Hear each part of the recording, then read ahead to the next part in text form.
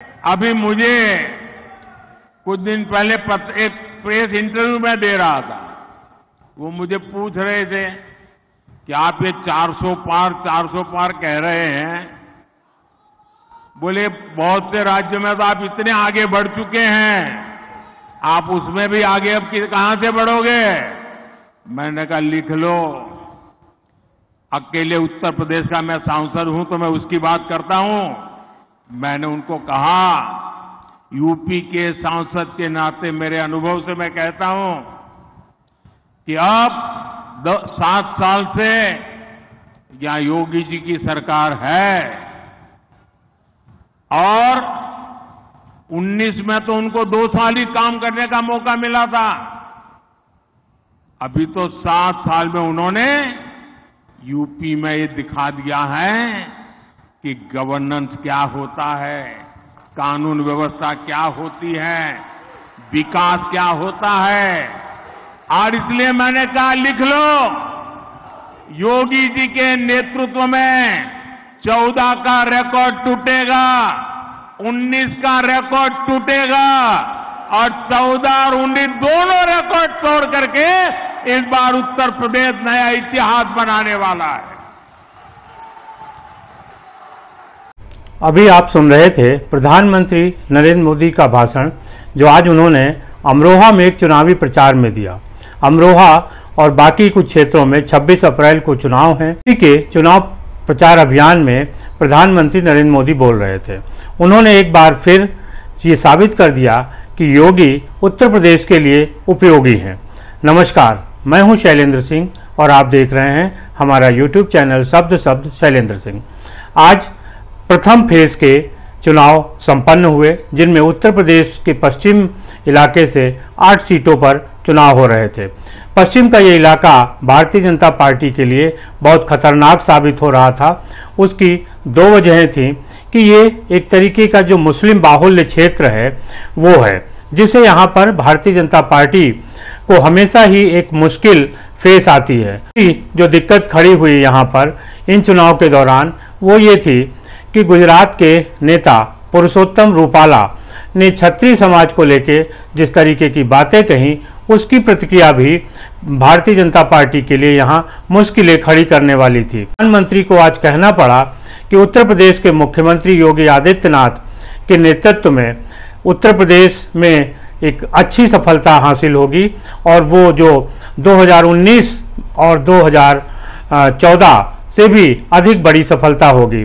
प्रधानमंत्री ने कहा कि 2019 में जिस समय उत्तर प्रदेश में लोकसभा के चुनाव हो रहे थे, उस समय योगी आदित्यनाथ को मुख्यमंत्री बने केवल 2 साल हुआ था, लेकिन अब ना वो सिर्फ विधानसभा चुनाव जीते हैं बल्कि उन्होंने एक अलग छाप छोड़ी है और जिसकी वजह से 2014 और 2019 से भी बड़ी जीत भारतीय जनता पार्टी की उत्तर प्रदेश में हासिल होगी। असल में उत्तर प्रदेश में जो पश्चिम का ये इलाका है, जहाँ से कि चुनाव शुरू हो रहे थे प्रथम फेज के, वहाँ पर मुश्किलें बड़ी थीं। कई भारतीय जनता पार्टी के नेताओं के बीच आपसी द्वंद्व था और सभी एक दूसरे को संभालना नहीं चाह रहे थे।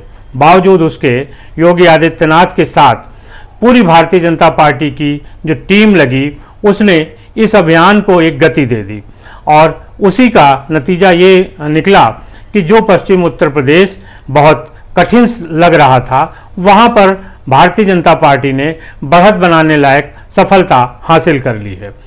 दूसरी ये बात रही कि मायावती जो बहुजन समाज पार्टी की नेता हैं, वो पिछली बार समाजवादी पार्टी के साथ थी और लोकदल भी समाजवादी पार्टी के साथ था। पश्चिम में इस बार समीकरण बदले हैं। समाजवादी पार्टी और कांग्रेस एक साथ चुनाव लड़ रही है, बहुजन समाज पार्टी अलग है और राष्ट्रीय लोकदल भारतीय जनता पार्टी के साथ है। इसका भी एक असर देखने को मिलेगा।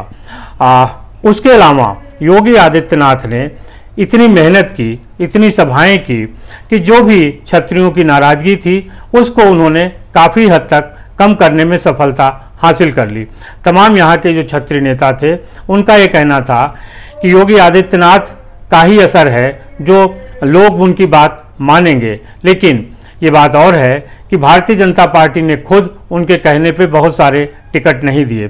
शायद यही बात आज प्रधानमंत्री अनुभव कर रहे होंगे और उनको ये भी लग रहा होगा कि गुजरात के पुरुषोत्तम रूपाला ने जो विषय खड़ा कर दिया उसकी वजह से भारतीय जनता पार्टी यहाँ संकट में थी। पुरुषोत्तम रूपाला के बयान के बाद जिस तरीके से स्थिति बिगड़ी उसको संभालने में भारतीय जनता पार्टी ने पूरी ताकत लगाई। मुख्यमंत्री योगी आदित्यनाथ, रक्षा मंत्री राजनाथ सिंह के साथ ही साथ और कई तमाम बड़े प्रभावशाली नेताओं को यहाँ लगाया गया, जिसकी वजह से उनकी नाराजगी कम हुई। आज भारतीय जनता पार्टी के नेता संगीत सोम ने वोट डालने के बाद यही कहा, सुनिए वो क्या कह रहे हैं। पूरे भारत की जनता ने मन बना लिया है कि तीसरी बार फिर से यशस्वी प्रधानमंत्री नरेंद्र भाई मोदी को 400 पार करके उन्हें प्रधानमंत्री बनाना है। तो इसीलिए भारतीय जनता पार्टी का प्रत्येक कार्यकर्ता काम कर रहा है और भारत में 400 पार कर रहा है। क्या 400 में मुजफ्फरनगर शामिल है? 400 पार हैं, आप निश्चित समझिए 400 पार हैं। क्या मुजफ्फरनगर सीट इसी में शामिल है? 400 पार। मैं तो मुजफ्फरनगर पे वोट देने आया हूँ भाई, मुजफ्फरनगर पे वोट दे रहा हूँ ना। जो लोग नाराज थे नाराजगी दूर हो गई। मुझे लगता है सबकी नाराजगी दूर हो गई है और नाराजगी परिवार में नाराजगी होती रहती है, लेकिन नाराजगी है तो परिवार में ही दूर भी करेगी। आपका क्या संदेश गया लोगों को? मेरा लोगों को संदेश है कि हम लोग सब भारतीय जनता पार्टी के कार्यकर्ता और काम कर रहे हैं। संगीत सोम इस तरीके के नेता हैं जिनका इस क्षेत्र में एक बड़ा रुतबा है और वो पकड़ रखते हैं, लिहाजा उनकी नाराजगी भी माने रखती। लेकिन जिस तरीके से उन्होंने आज चुनाव मैनेज किया उससे साफ हो गया कि भारतीय जनता पार्टी को यहाँ पर बढ़त मिलेगी। समाजवादी पार्टी और कांग्रेस जो इंडिया गठबंधन का हिस्सा है, इनकी सबसे बड़ी दिक्कत ये रही कि इनका जो चुनाव प्रचार अभियान था वो बड़ी देर में शुरू हुआ। अभी 17 तारीख को राहुल गांधी और अखिलेश यादव की एक संयुक्त प्रेस कॉन्फ्रेंस हुई। अभी तक यानी जब 19 अप्रैल को आज जब पहले फेज का चुनाव खत्म हुआ तब तक राहुल गांधी और अखिलेश यादव की कोई संयुक्त रैली नहीं हुई। जिस तरीके से प्रचार अभियान राहुल और अखिलेश को संभालना चाहिए था वहां पे वो चूक कर गए और जिसका नतीजा ये निकला कि भारतीय जनता पार्टी की जो बढ़त है वो हासिल हो गई। समाजवादी पार्टी में भी कई मतभेद हैं, खासतौर से उनके जो क्षेत्रीय नेता हैं उनके बीच में मतभेद है। और एक जो सबसे बड़ी बात देखने को आई वो ये थी कि जो मुस्लिम वोट बैंक है उसमें मायावती ने सेंधमारी की है। बहुत सारा वोट मायावती यानी बहुजन समाज पार्टी की तरफ भी गया है और इससे जो लोग ये सोच रहे थे कि कांग्रेस और समाजवादी पार्टी के एकजुट होने से सिर्फ वोट उनको ही जाएगा, उन्हें थोड़ा झटका महसूस हुआ है। और अब लग रहा है कि जैसे जैसे चुनाव आगे बढ़ेंगे वहां मायावती और भी अधिक प्रभावी हो जाएंगी। मायावती ने जिस तरीके से अपने कैंडिडेट उतारे और दलित मुस्लिम समीकरण पे काम किया वो इस चुनाव में प्रभावी होकर दिखा है। पश्चिम में ही अब 26 अप्रैल को चुनाव है और अब वहां पर ये देखना है कि जो स्थितियां पहले फेज की थी वो दूसरे फेज में किस तरीके से सामने आती हैं। भारतीय जनता पार्टी के नज़रिए से देखें तो ये साफ हो गया है कि आज प्रधानमंत्री नरेंद्र मोदी ने जिस तरीके से मुख्यमंत्री योगी आदित्यनाथ की तारीफ की उससे साफ हो गया कि योगी आदित्यनाथ का नेतृत्व अभी भी बिना किसी प्रश्न चिन्ह के अब पूरी मजबूती के साथ संगठन को संभाले हुए है।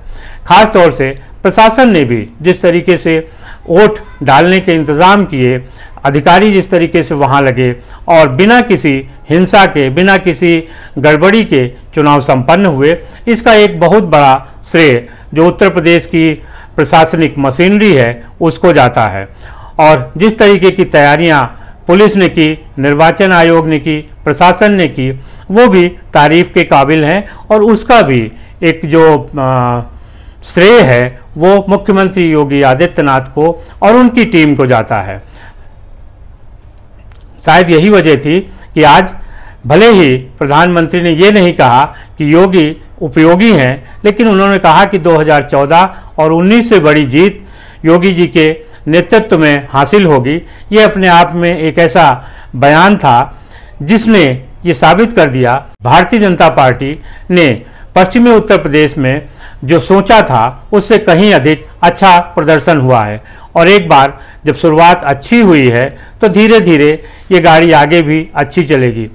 2022 के विधानसभा चुनाव के समय भी जो सबसे पहले चुनाव हुए थे पश्चिम में हुए थे और यहीं से इस बात का अंदाज़ा लगना शुरू हो गया था कि भारतीय जनता पार्टी विधानसभा चुनाव में अच्छा प्रदर्शन करेगी। और अब लोकसभा चुनाव में भी ये साफ हो गया है कि पश्चिम संभल गया है तो बाकी उत्तर प्रदेश भी संभल जाएगा और भारतीय जनता पार्टी दोनों लोकसभा चुनाव यानी 14 और 19 से अच्छी सफलता हासिल कर अपनी जीत दर्ज करेगी। आपको क्या लगता है जरूर बताइएगा। शुक्रिया, धन्यवाद।